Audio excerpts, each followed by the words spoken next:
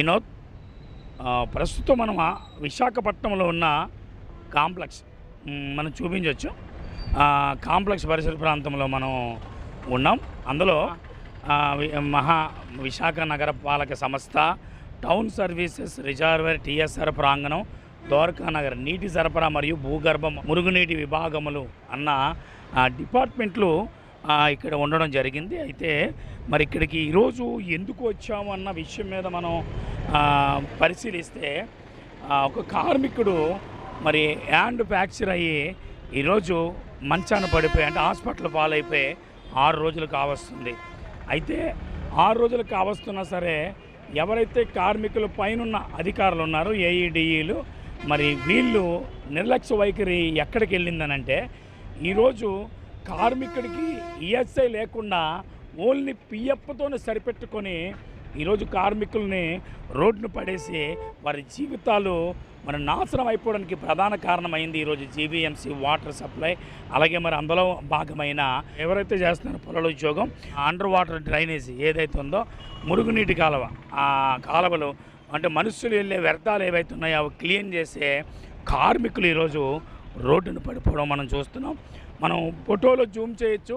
Photo Zoom చేసి చూస్తే మనకు కనబడుతుంది లెఫ్ట్ హ్యాండ్కి కట్టుకొని ఈరోజు సాయి మరి నిర్భాగ్య స్థితిలో మరి ఆయన మనకు కనబడుతున్నాడు. ఏది ఏమైనప్పటికీ కూడా దీని అంతటికి కారణం ఎవరు అంటే జీవీఎంసీ అధికారులు మాత్రమే.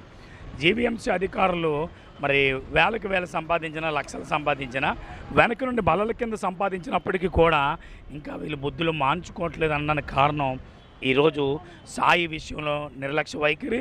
దాంతోపాటు కొన్ని వందల మంది కార్మికులు ఈరోజు విశాఖపట్నం అండర్ డ్రైనేజీ కార్మికులుగా పనిచేస్తున్నారో వాళ్ళు ఈరోజు రోడ్డును పడిపోయారు. బాధాకరం ఏంటంటే ఈఎస్ఐ లేకపోతే అసలు లేబర్ యాక్ట్ ఏం పనిచేస్తుంది, మరి ఈఎస్ఐ సెక్షన్ ఎందుకు మరి పని చేయకుండా ఈరోజు నిర్వీర్యం అయిపోయింది.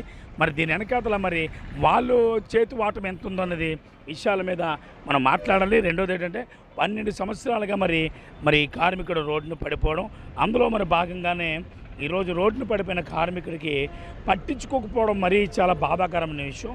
ఈ విషయాల మీద మనతో పాటు మాట్లాడడానికి మరి సిఐటి నాయకులు సీనియర్ నాయకులు ఆదినారాయణ గారు మనతో పాటు ఉన్నారు. ఆయనతో మాట్లాడే ప్రయత్నం చేద్దాం. సార్ చెప్పండి ఆదినారాయణ గారు, ఏం జరుగుతుంది అసలు ఈ యొక్క ఏదైతే అంటే డ్రైనేజీలో దిగి మీరు కష్టపడి పనులు చేస్తున్నారు, మరి ఇప్పటి వరకు గుర్తించకపోవడం ఒక భాగం అయితే 12 సంవత్సరాల నుంచి సీనియర్ కార్మికుడు ఈఎస్ఐ లేకపోవడం ఈరోజు దాన్ని ఎలాగా నిర్భాగ్య స్థితిలో వదిలేయడం, దీన్ని ఎలా చూడాలంట? ఇదైతే మేము యూజీడీ కార్మికులుగా చాలా బాధపడుతున్నామండి.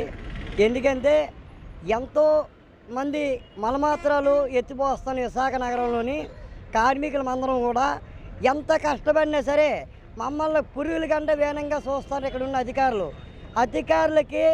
ఎప్పుడైనా సరే కార్మికుడు ఏదైనా అడిగితే మాత్రం దమించి భయపెట్టి మమ్మల్ని పంపిస్తారు పనులకి తప్ప మాకందరికీ కూడా న్యాయం అయితే చేయట్లేదు. ఈరోజు కార్మికుడన్ని సాయి 12 సంవత్సరాల కాడ పనిచేసి సుబ్బయ్య హోటల్ కాడ డైమండ్ పార్క్ అనేసి అక్కడ సుబ్బయ్య హోటల్ కాడ రోడ్డు మీద పొంగిపోతుంటే వెళ్ళి అక్కడ వర్క్ చేస్తుంటే పడిపోతే ఈరోజు వెల్స్నేహి గారు ఈ సుధాకర్ గారు వాళ్ళకి 1,60,000 రూపాయలు ఖర్చు అయిందంటే మేము ఎంతో కొంత 80,000 సాయం చేస్తామని చెప్పిన పెద్ద మనుషులు అధికారులు ఇప్పటికొచ్చి కూడా వాళ్ళకి పట్టించుకోపోయి నేను కానీ ఫోన్ చేసి అడిగితే మీకు నచ్చింది చేసుకోండి అని అడుగుతాను. ఇంకొక అధికారి ఏమంటాడు, అయ్యా మీరు 2 రోజుల కానీ ఆగిపోయినాడుగా మీరు చెప్పబెట్టండి ఆగిపోతే మాకు మండుద్దని అడుగుతాను. మండడం ఏంటని అడుగుతాను. ఎందుకంటే ఏసీ రూముల్లో కూర్చొని అధికారులకు మండొచ్చు, కార్మికుడు కష్టపడి ఎండనక వానానికి కష్టపడి మలమాత్రాలు ఎత్తి ఈరోజు కార్మికులకి సమస్య వచ్చినప్పుడు అందరు కార్మికులు ఒకటయ్యాయి అక్కడ ఏదైనా అడుగుతానంటే కార్మికుడిని ఇబ్బంది పెట్టడం భయపెట్టడం ఇది ఎంతవరకు కరెక్ట్ అని అడుగుతాను. ఈరోజు ఆ కార్మికుడి కుటుంబానికి ఆ కార్మికుడికి భరోసా మా అధికారులు ఏమి ఇస్తారు? చెయ్యి ఇరిగిపోయింది, 3 సార్లు ఇరిగిపోయింది, 1,60,000 ఖర్చు అయింది. ఆ ఖర్చు అయిందని అంతా ఇవ్వకపోయినా సరే 80,000 ఇస్తామన్నారు. 80,000 ఇవ్వండి. ముందు ఈఎస్ఐ లేదు, మాకు హెల్త్ కార్డు లేదు, కార్డులు చేయించవలసిన బాధ్యత ఎవరిది? అధికారులు కాదు అడుగుతాను. మా ఎస్సీ గారిని, మా ఈఈల్ని, ఏఈల్ని, డిఈల్ని అందరిని అడుగుతాను. ఇది అంత అన్యాయం అంటే మేము మాత్రం ఆగకూడదంట. కార్మికుడు చనిపోయినా సరే పట్టించుకునే పాపానికి కూడా పోదు. చాలా అన్యాయంగా ఉన్నారు అధికారులు, చాలా దుర్మార్గంగా ఉన్నారు. ఇంత అన్యాయమైనది ఈ పనుల్లోని అధికారులు మాత్రం ఇంత దారుణంగా ఉండడం మాట్లాడడం అయితే ఇదైతే రాజ్యాంగపరం చట్టవిరుద్ధ నేరము. ఎందుకంటే ఇంత ఘోరంగా ఒక కార్మికుని ఆదుకోవాల్సింది పోయి ఆ జగనన్ని వ్యక్తి సెలవైనా సరే వచ్చి చెప్పి ఇక్కడ ఈ పని చేయండి అని చెప్పిన పెద్ద మనిషి ఇవాళ రాకుండా పోయాడు. అయినా సరే వర్క్ ఇన్స్పెక్టర్ అవా తర్వాత ఈ సూపర్వైజర్ అని పేర్లు చెప్పుకుని ఇలా కొనసాగుతుంది. వీళ్ళందరూ అధికారులకి బెనామీలు. ఈరోజు కాంట్రాక్ట్ వర్కర్లు ఎంతోమంది ఉన్నారు. అయినా సరే కాంట్రాక్ట్ వర్కర్లు వెహికల్లో పనిచేసిన వాళ్ళు కూడా భయపెడతారు. జీతాలు పెంచమని అడిగితే ఈరోజు ఆ కార్మికులు కూడా కాంట్రాక్ట్తో భయపెట్టి కొత్త వాళ్ళు తీసుకొని వస్తామని చెప్తారు. ఇది ఎంతవరకు కరెక్ట్ అనేసి మేము అధికారులు అడుగుతాం. మేము కూడా కమిషనర్ కాడికి వెళ్తాం, న్యాయ పోరాటం చేస్తాం. ఎంతమందినైనా సరే తీసేస్తారు, ఎంతమందిని ఇబ్బంది పెడతారని మేము కూడా న్యాయ పోరాటం చేసే సిఐటి ద్వారా సాధించుకుంటామని మేము తెలియజేస్తున్నాం. రైట్, అదేనండి గారు. అంటే కార్మికులకి ఈఎస్ఐ లేకుండా అంటే విధులు నిర్వర్తించడం 100కు క్రిమినల్ చర్య. ముందు ఈ వెల్సిన బాబు మరొకరు అధికారుల పేరు ఏదో చెప్తున్నారు మీరు, వీళ్ళ మీద చర్యలు ఇప్పటి వరకు ఎందుకు తీసుకోలేదు? మరి వీళ్ళ మీద చర్యలు తీసుకోలేదు. 12 సంవత్సరాల నుంచి కార్మికుడిగా పనిచేస్తున్నాడు. ఈయనకి ఇప్పుడు వరకు ఈఎస్ఐ లేక ప్రైవేట్ హాస్పిటల్కి వెళ్తున్నారు. ఇప్పుడు 80,000 90,000 ఇస్తామంటే వీళ్ళు జోబుల్లో డబ్బులు ఇవ్వవలసిన అవసరం ఏంటి? ఈఎస్ఐ ఉంటే మరి ఈఎస్ఐని ఇవ్వకుండా ఈఎస్ఐ డబ్బులు ఏమవుతున్నాయి, ఎక్కడికి వెళ్తున్నాయి? ఇవన్నీ అధికారులకి ఎందుకంటే కాంట్రాక్టుల కాడి నుంచి బాగా తీసుకోవడం తెలుసు. కార్మికుడికి మాత్రం న్యాయం చేయాలంటే మాత్రం వాళ్ళకి చేతులు రావు. కానీ ఈరోజు ఈఎస్ఐ లేదంటే డిపార్ట్మెంటే బాధ్యత తీసుకోవాలా, హెల్త్ కార్డు లేదంటే డిపార్ట్మెంటే బాధ్యత తీసుకోవాలా. ఈరోజు అధికారులు ఏమంటున్నారు, మీ యూనియన్ నుండి ఏం చేస్తుంది, మీ యూనియన్ ఆ హెల్త్ కార్డులు చేయించాలి కదా అని అడుగుతుంది. యూనియన్ ఎప్పుడు కూడా చేయించండి, యూనియన్ అడుగుతుంది. అడిగేటప్పుడు అధికారుల బాధ్యత తీసుకొని ఆ సెక్షన్లో ఎవరైతే ఉన్నారో ఆ అధికారుల బాధ్యత తీసుకొని ఆ అధికారులు చేయించి ఈ కార్మికుడికి అన్నిటికి న్యాయం చేయవలసిన బాధ్యత అధికారుల మీద ఉంది. ఇప్పటికి అది పోగా కార్మికులందరినీ కూడా చనిపోయినా సరే చేయలేని పని ఆ కార్మికుడు అక్కడ చనిపోతే ఆడికి ఎవడు భరోసిస్తాడు? ఈ కార్మికుడికి ఇప్పటికి వచ్చైనా సరే కనీసం ఫోన్ చేసైనా సరే ఏఈ గారు ఎలాగొందరా ఏంటని ఒక్కరోజు కూడా అడగలే. 6 రోజులు అవుతుంది. ఎవరమైనా సరే ఏఈ గారి పేరు వెల్సన్ గారండి, ఈ గారి పేరు సుధాకర్ గారండి. వీళ్ళందరూ కూడా అధికారులు దౌర్జన్యం చేస్తున్నారు కార్మికుల మీద. దౌర్జన్యం చేసి కార్మికులందరిని కూడా భయపెట్టి పనులు చేయించాలని చూస్తున్నారు. కార్మికులు న్యాయం చేయమంటే న్యాయం చేయకపోగా ఈరోజు సిఐటి ఉంది కాబట్టి అందుగా మీ మీడియా వాళ్ళు ఉన్నారు కాబట్టి ప్రతి ఒక్కరు నిలదీసి అడగగలుగుతాను. లేకపోతే అమాయకమైన కార్మికులు ఎంతసేపు కూడా వ్యర్థాల్లో పనిచేసి కార్మికులు పోవడమే తప్ప అధికారులు బాగానే ఉంటారు, కాంట్రాక్టులు బాగానే ఉంటారు, అందరూ కూడా బాగా దోసుకుంటారు. కార్మికుడు మాత్రం పెట్టడానికి మాత్రం ఎవరికి చేతులు రావు. ఈరోజు మేము చాలా తీవ్రంగా ఖండిస్తాను. ఎందుకంటే ఈ అధికారులు మొండి వైఖరి నశించాలి. ఇలాంటివి ఎప్పుడు కూడా జరగకూడదని కోరుకుంటాను మీడియా ద్వారాగా. మాకు ఇప్పుడు కానించి హెల్త్ కార్డులు కానీ ఈఎస్ అవ్వలేదు అనుకుంటే హెల్త్ కార్డులు అని మా అధికారులు మాకందరికీ కూడా 8 ఉద్యోగుల కార్మికులకి బాధ్యత తీసుకొని చేయించవలసిందిగా మీ ద్వారా కోరుకుంటాను. అంటే గతంలో ఈ సోప్ ఆయిల్ వగేరా ఏవైతే మీకు కార్మికులకి ఇస్తున్నారో అంటే మానవ వ్యర్థాలు తీసి పనిచేసే కార్మికులకి అవి ఇప్పటి వరకు అలాగే ఉండిపోయిందా? కానీ ఏమైనా మార్పులు ఏమైనా వచ్చాయి? మార్పులు చాలా ఉన్నాయండి. అందరికీ ఇస్తామన్నారు. అందులోని చాలా జోన్లకి కొంతమంది యూజీడీ కార్మికులకి ప్లాంట్లో పనిచేసే వాళ్ళు కొంతమందికి ఇవ్వలే. యూజీడీ కార్మికులు అంటే వ్యర్థాల్లో పనిచేసే కార్మికులు ప్లాంట్లో ఉన్నా సరే కానీ వాళ్ళకి సబ్బులు, నూనెలు, రెయిన్ కోట్లు ఇవన్నీ కూడా ఇవ్వాలి, ఒక కాకి డ్రెస్ తప్ప. అలాగే వెహికల్లో పనిచేసే వాళ్ళకి ఇవ్వాలి, అలాగే పొలాల్లో పనిచేసే వాళ్ళకి ఇవ్వాలి, ఫీల్డ్లో ప్రతి ఒక్క కూడా వర్కర్కి పనిచేసేవాడికి ప్రతి ఒక్కరికి కూడా ఇవ్వాలి. సంవత్సరం ఇంప్లిమెంట్ చేయాలి. కానీ చేయకపోయి కాంట్రాక్టులకు ఇస్తారు. అంతే వాళ్ళకి నచ్చిన సబ్బులు కొంటారు. ఒక్కొక్క కార్మికుడికి రెయిన్ కోట్ ఎంత ఉండాలి, 2,500 అంటారు. కానీ మాకు కొన్నిది మాత్రం 500 600 కొంటారు. 36 రూపాయలు సబ్బు అంటారు. మాకు కొన్నిది మాత్రం 15 రూపాయలు 18 రూపాయల సబ్బు అంటారండి. అంటే ఇవి సామాన్లు అన్నింటి విషయంలో లక్షల రూపాయల్లో బిల్లులు చూపిస్తున్నారు బిల్లులు. కానీ ఇక్కడ మరి లక్షల రూపాయలు వేల రూపాయల్లో కూడా కనబడట్లేదు. మరి మిగతా లక్షల రూపాయలు ఎవరి జోబులోకి వెళ్తున్నాయి? ఈ సుధాకర్ జోబులోకి వెళ్తున్నాయి, విల్సన్ బాబు జోబులోకి వెళ్తున్నాయి. కాంట్రాక్టుల జోబులోకి నుంచి అధికారుల జోబులోకి వెళ్తానండి. ఏఈలకి డిఈలకి వీళ్ళకి వీళ్ళందరికీ వీళ్ళు హస్తం లేకుండా మాత్రం అధికారుల హస్తం లేకుండా మాత్రం కాంట్రాక్ట్ ఉండడు. కాంట్రాక్ట్ బినామీ ఎవరికి? అధికారులకి. అధికారులే ఇవన్నీ చేస్తారు, అధికారులే జోబులు వేసుకుంటారు. కార్మికుడు ఏమేం సరే దీన్ని ఇవ్వాలి అని మాట్లాడేటప్పుడు మాత్రం కార్మికుడిని మాత్రం భయపెడతారు. ఇది అంటే జీవీఎంసీ లంచాల పుట్ట అని అనడానికి కారణం ఏంటంటే ఈరోజు సాయికి జరిగిన అన్యాయానికి అదే ఈఎస్ఐ ఉంటే అవునా ఏదో కార్పొరేట్ హాస్పిటల్లో బాగు చేయించుకోవచ్చు. ఈ ఏఈలు డిఈలు ఈఈలు ఉన్నారు, వీళ్ళకొకళ్ళు ఇదే సమస్య ఇదే జరిగితే మరి ఇదేమో కార్పొరేట్ హాస్పిటల్లో వైద్యం చేయించుకుంటారు, కార్మికుడికేమో రోడ్డును పడేస్తున్నారు. మరి దీన్ని ఎలా చూడాలంటే అదేనండి నిన్న ఎలసన్ గారు అంటారు, ఏమంటారు, ఒక కార్మికుడిని గవర్నమెంట్ హాస్పిటల్ జాయిన్ చేయాలి కదా, కేజీహెచ్లు కానీ దేంట్లో జాయిన్ చేయాలి. మేము ఆల్రెడీగా మిమ్స్కి తీసుకెళ్ళాం, మిమ్స్లో 10 రోజులు పడుతుంది అన్నారు ఆపరేషన్ చేయడానికి. అప్పుడు ఎంబీకి తీసుకెళ్ళాం. అదే అధికారికి బాగలేకపోతే అపోలో ఎందుకు జాయిన్ అయ్యారు? అపోలో అంటే ఎంత కాస్ట్లీ ఉంటుంది, మరి వాళ్ళకి డబ్బులు ఎలా వస్తాను అక్కడ? మరి అధికారం బాగలేనప్పుడు అపోలోలో జాయిన్ అయ్యారు కదా, మరి వీళ్ళు కూడా కేజీహెచ్కి వచ్చి కదా. వీళ్ళు కేజీహెచ్కి వెళ్ళరండి ఎందుకంటే వీళ్ళు పేనం అంతే వీళ్ళకి చాలా తీపు.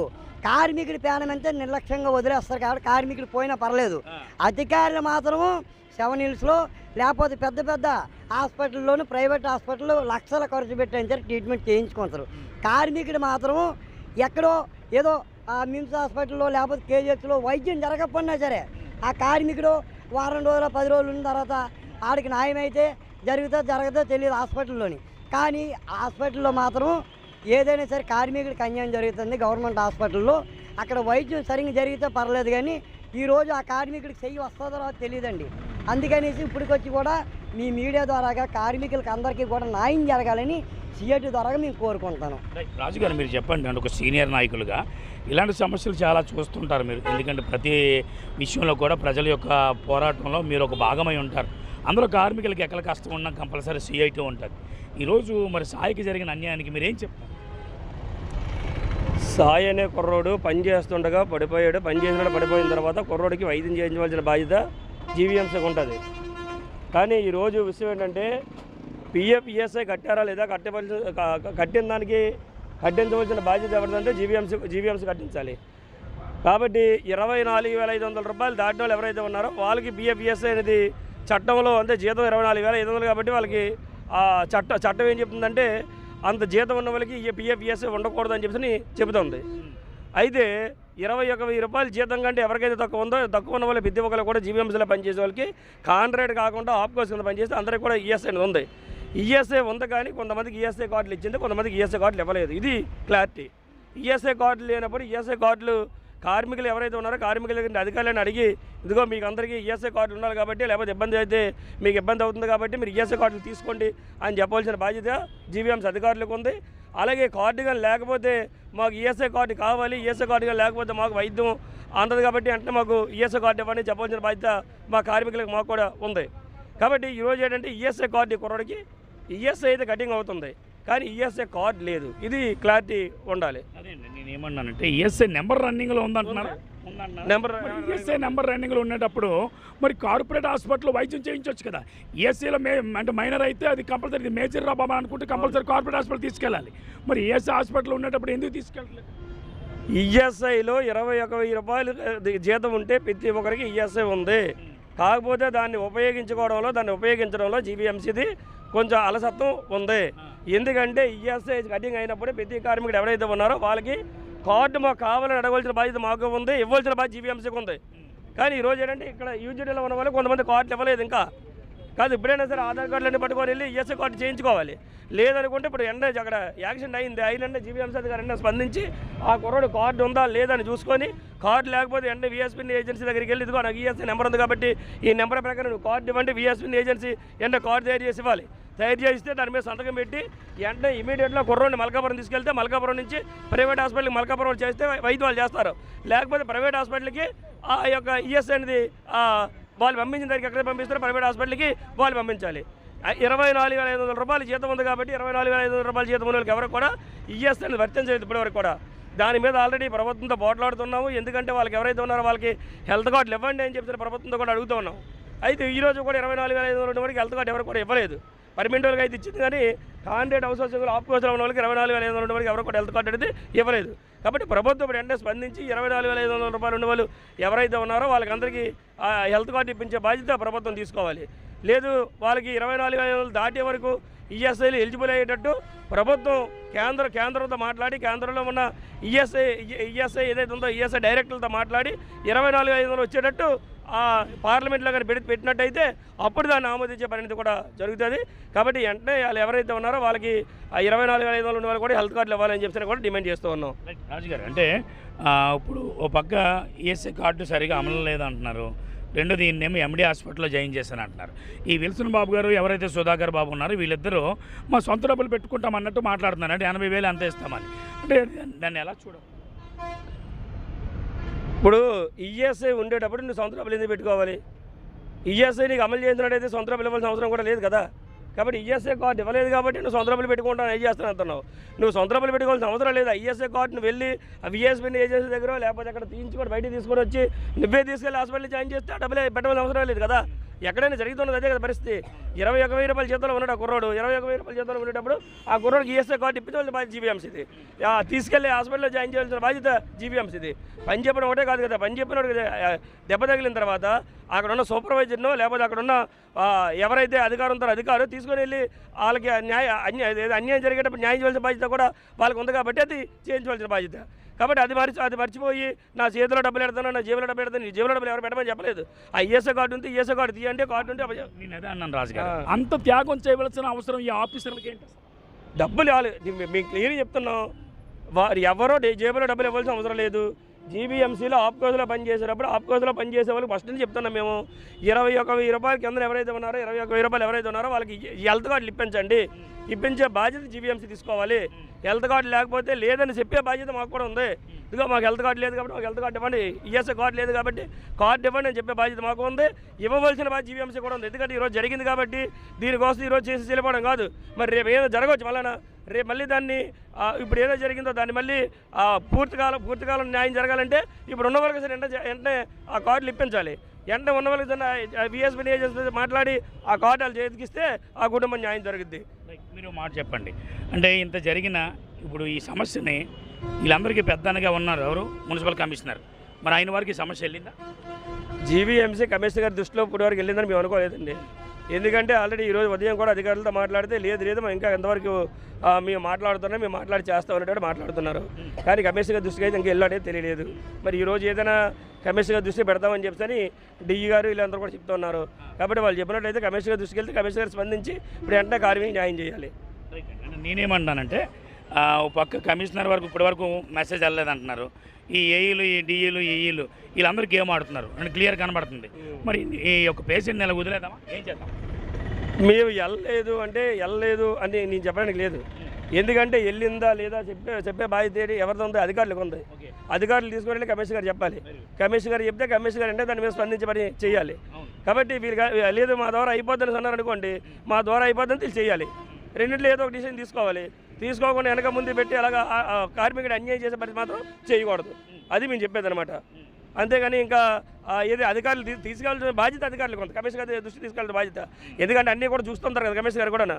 కాబట్టి ఒకటే కాదు కాబట్టి అన్నీ చూస్తుంటారు. కాబట్టి జీవీఎంసీ అధికారులు కూడా కమిషనర్ దగ్గర తీసుకెళ్ళి ఇలా జరిగింది కాబట్టి వాళ్ళకి ఏం చేయమంటారు? లేకపోతే వాళ్ళకి మరి జీవీఎంసీని కానీ లేకపోతే మన కౌన్సిల్ని కానీ ఏమైనా జనరల్ ఫండ్ని కానీ ఏమైనా ఇద్దామా లేదా ఏం చేద్దామా అని కమిషనర్ దృష్టికి తీసుకెళ్తే అప్పుడు కమిషనర్ జనరల్ ఫండ్ని తీస్తారో లేకపోతే ఆ కార్మికుడికి కానీ డబ్బులు లేదా ఇంకో దగ్గర నుంచి ఎక్కడి నుంచి ఏ ఫండ్ని తీసి పెడతారో పెట్టేటట్టు ఏర్పాటు చేస్తారు. మరి అక్కడ తీసుకెళ్లకుండా వెనక ముందు ఆడిస్తే మాత్రం ఆ కార్మికుడికి అన్యాయం చేస్తే మాత్రం చూస్తూ ఊరుకోం. రైట్ అండి. అంటే ఇక్కడ కార్మికుడు ఏదైతే వ్యర్థాల్లో దిగి పనులు చేస్తున్నారో ఆ పనులు చేసే కార్మికులకి సరైన పరికరాలు ఉండవు, సరైన జీతం ఉండదు.